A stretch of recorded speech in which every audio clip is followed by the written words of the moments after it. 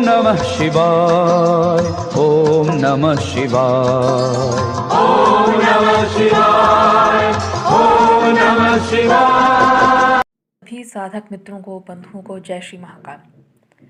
आज का जो हमारा वीडियो है वो एक बहुत ही रोचक विषय पर है, जो है ज़मीन का खजाना, द हिडन ट्रेजर, जो खजाना ज़मीन के नीचे दबा होता है।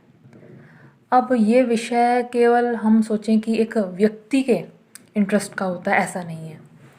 इसमें सरकारें भी रुचि लेती हैं, क्योंकि जैसा कि आपने देखा था जब जो डोडिया खेड़ा में जब खजाने की बात चली थी, तब तो बाकायदा सरकारी मशीनरी और आर्किटेक्चरल डिपार्टमेंट सब लोग वहाँ पर जुटे हुए थे कि किसी तरह वो जो खजाना है वो बाहर निकल आए। लेकिन उसकी जो परिणति थी वो क्या हुई, उसमें कोई भी खजाना बाहर नहीं निकला। काफ़ी वहाँ खुदाई हुई, काफ़ी वहाँ पे मशीनों का प्रयोग किया गया, सब कुछ किया गया, पर वहाँ कुछ नहीं निकला।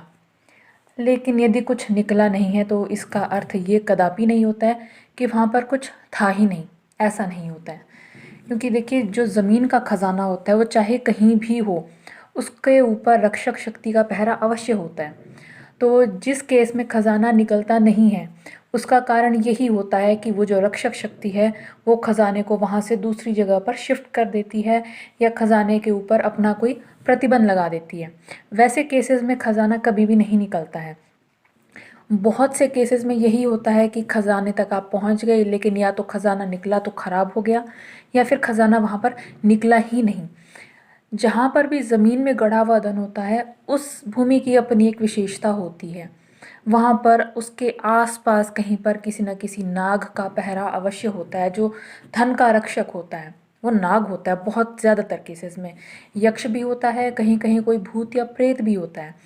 तो मैं अपने वीडियो में एक ऐसी घटना की बात कर रही हूँ जिस केस में मेरी एक जो फ्रेंड हैं, उन्होंने मुझे बताया था कि उनके जो दादा थे, उन्हें किसी साधु ने एक गढ़े हुए धन के विषय में बताया था।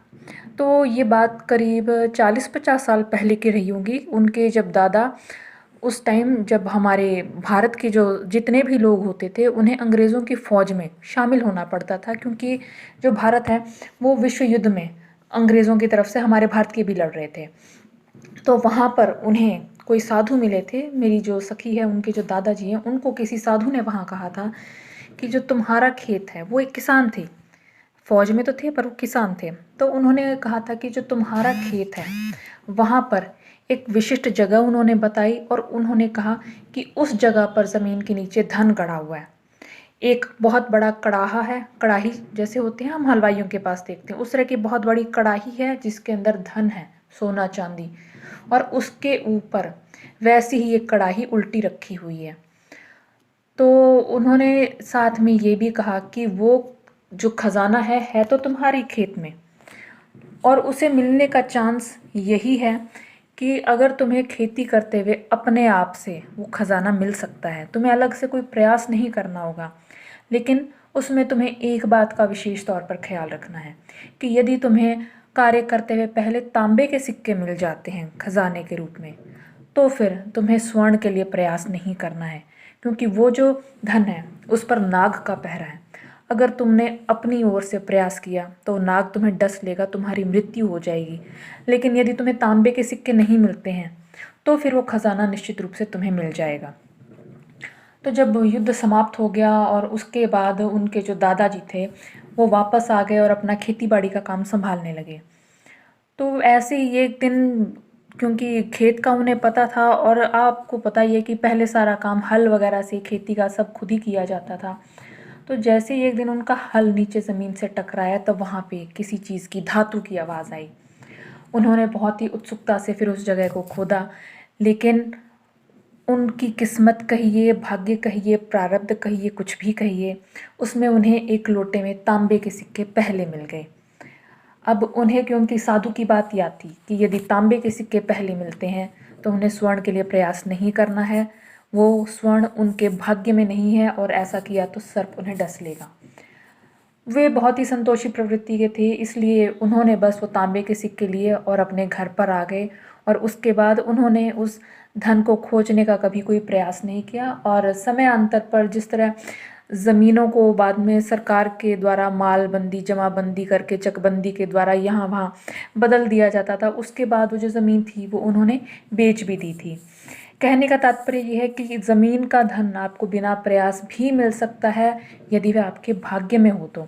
इस केस में उन्हें तांबे के सिक्के मिले थे। अपना अगला वीडियो जो मैं बनाऊंगी मैं उसमें आपको एक ऐसी आत्मा के विषय में बताऊंगी जिसने वास्तव में स्वयं ही एक व्यक्ति को खजाना दिया था और अपने वंशज को भी नहीं, वंशज नहीं था कोई, एक अननोन व्यक्ति, एक अनजान व्यक्ति को उन्होंने ज़मीन में गढ़े धन के विषय में बताया था और वह धन उस व्यक्ति को प्राप्त हुआ, लेकिन किस शर्त पर, वो हम अगले वीडियो में बात करेंगे। आज के लिए केवल इतना ही। यदि वीडियो पसंद आया है तो वीडियो को लाइक कीजिए, शेयर कीजिए, चैनल को सब्सक्राइब कीजिए।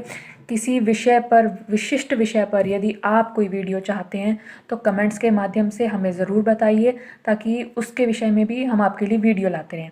और मुझसे कनेक्ट करना चाहते हैं तो मेरे फेसबुक पेज दृष्टि दिव्या को आप लाइक कर सकते हैं, उसके मैसेज बॉक्स द्वारा आप मुझसे कनेक्ट कर सकते हैं। जय श्री महाकाल।